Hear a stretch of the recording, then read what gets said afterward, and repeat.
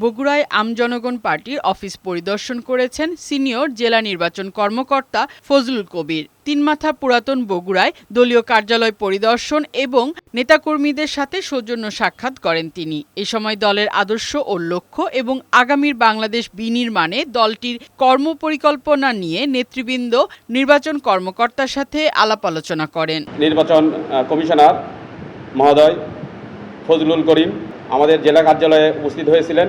সশরীরে আমাদের কার্যালয় আছে কিনা এই বিষয়ে তদন্ত করার জন্য এসেছিলেন। এদিকে লালমনিরহাটে বাংলাদেশ আমজনগণ পার্টির আদিতমারী ও কালীগঞ্জ উপজেলার কার্যালয় পরিদর্শন করেন উপজেলা নির্বাচন অফিসের প্রতিনিধি দল।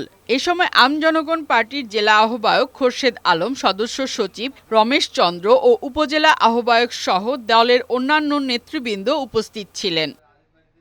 পটুয়াখালী রাঙাবালিতে উপজেলা নির্বাচন অফিসারের সাথে সৌজন্য সাক্ষাৎ করেছেন আমজনগণ পার্টির নেতাকর্মীরা। এ সময় পার্টির উপজেলা কার্যালয়ের বৈধ চুক্তিপত্র, উপজেলা কমিটির তালিকা এবং ২০ জন ভোটারের সম্মতিপত্র উপজেলা নির্বাচন অফিসারের হাতে তুলে দেওয়া হয়। আমরা আজকে সে তথ্য সবগুলো সঠিকভাবে এবং সুন্দরভাবে সাবমিট করছি।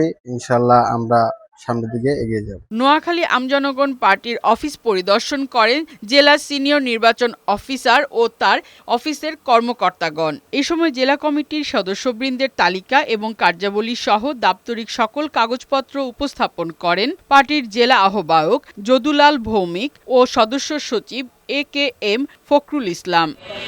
চাঁপাইনবাবগঞ্জের নাচল উপজেলায় বাংলাদেশ আমজনগণ পার্টির অস্থায়ী উপজেলা কার্যালয় উদ্বোধন ও ভোলাহাট উপজেলা অফিস পরিদর্শন করেছেন জেলা কমিটির সদস্যরা। এ সময় বক্তারা বলেন, নতুন চিন্তাধারা ও উন্নয়নমুখী রাজনীতির মাধ্যমে দেশ গড়াই হবে বাংলাদেশ আমজনগণ পার্টির প্রধান লক্ষ্য। ফারহানা শিমু, বৈশাখী সংবাদ।